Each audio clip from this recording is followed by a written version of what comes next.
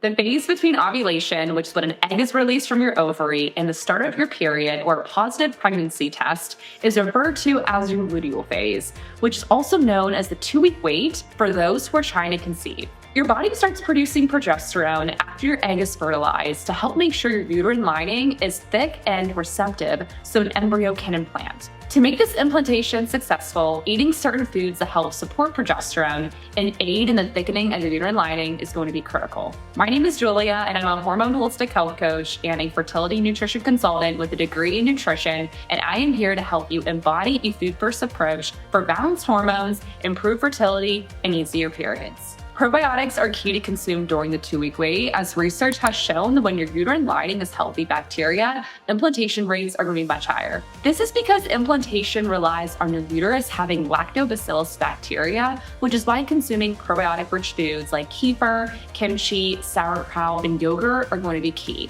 You can easily integrate these foods into your diet by pairing kimchi with your eggs and avocado toast for breakfast, adding sauerkraut to your lunches, adding kefir to your smoothies, and even mixing yogurt with fruit. To support your fertility even further, opt for full-fat yogurt instead of fat-free. This is because research has shown that when women have consumed full-fat over fat-free, the risk of having an ovulation has significantly decreased, which is going to really increase your chances of conceiving. Eat whole grains like millet, buckwheat, quinoa, and brown rice. Research has shown that a 28 gram a day increase of whole grains was associated with a 0.4 millimeter increase in uterine lining thickness, which is critical for a successful implantation. Because the health of your uterine lining relies on a good blood supply, consuming foods that help support blood flow is also going to be critical. To help make sure your uterus receives enough oxygenated, nutrient-rich blood, consuming omega-3 rich foods like wild-caught salmon, sardines, walnuts, and hemp seeds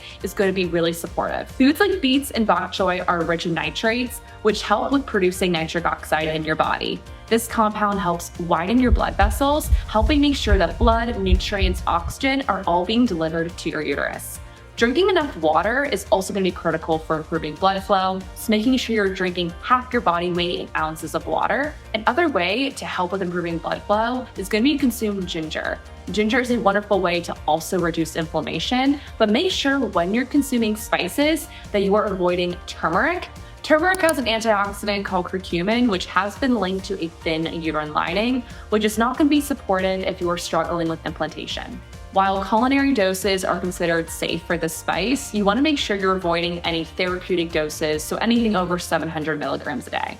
Consuming 260 milligrams of vitamin E daily has shown to increase uterine lining thickness by 1 millimeter compared to placebo. Vitamin E can be integrated into your diet through using whole foods like almonds, avocado, sunflower seeds, and olive oil. A simple way to incorporate sunflower seeds into your diet is by following the seed cycling method. Seed cycling involves consuming different seeds in specific phases of your cycle, like pumpkin and flax seeds from days 1 to 14, or period ovulation, and sesame and sunflower seeds from ovulation to your next period, aka days 15 to 28. Sesame and sunflower seeds have nutrients to support progesterone production, like vitamin E, selenium, vitamin B6, magnesium, and also zinc. Sesame seeds also have a compound called lignans that helps support estrogen metabolism, which is going to be really important for flushing this hormone out. Chronic uterine inflammation is a common cause for early loss and implantation failure. Eating foods that help reduce inflammation can greatly help improve the receptivity of your uterus. So consuming foods like blueberries that have polyphenols, eating foods rich in vitamin D like eggs, or even consuming foods like Brazil nuts for selenium. If you're on a trying to conceive journey and had some questions popping up maybe watching this video or beforehand, make sure to hit me a DM on Instagram. I'm very active over there and would love to be able to connect. While eating a balanced breakfast is always going to be important regardless of what phase you are in your cycle, it's going to be essential during this phase. This is because cortisol, which is your stress hormone, naturally rises in the morning. It helps you wake up. But when you do not eat a balanced breakfast or eat any breakfast at all, it's going to stay elevated, leading to excess cortisol production. When you have too much cortisol, it's going to be disrupting progesterone production because they both share the same precursor. Think of it like you're being chased by a bear. When your body is stressed, it goes into survival mode, so it prioritizes making cortisol to keep you alive instead of progesterone, which focuses on reproduction. Because when you're being chased by a bear, the last thing your body wants you to do is get pregnant. Although anxiety and stress can be higher during this time, try to slow down if possible. Prioritizing sleep quality by establishing sleep hygiene habits can be supportive. So reading instead of scrolling, maybe taking a bath before bed, or journaling could all help keep cortisol levels in check and also allow progesterone to really thrive.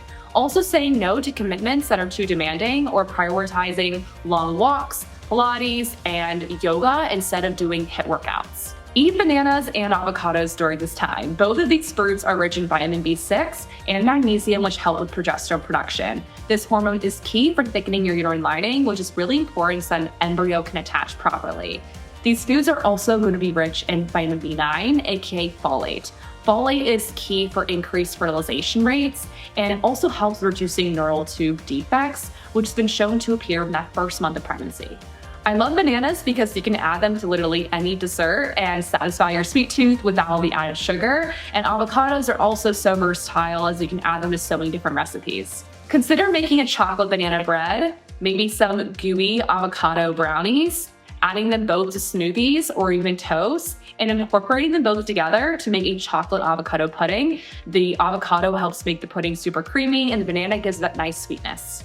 You can also add some nut butter to your banana, dip it in dark chocolate, and freeze it for a nice sweet treat. With avocados, you can make a savory snack option like a guacamole, you add it to quinoa bowls or salads, or just dip some crackers and chips into it as well. Other critical nutrients that are crucial to consume during this time is vitamin C. Vitamin C is found in kiwis, strawberries, citrus fruits, and red and yellow bell peppers.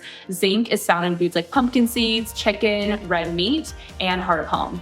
If you found this video useful, make sure to give it a thumbs up and make sure to hit that subscribe button if you want to be notified on when new videos are being released. Thank you guys so much for watching, and I hope to see you in the next one.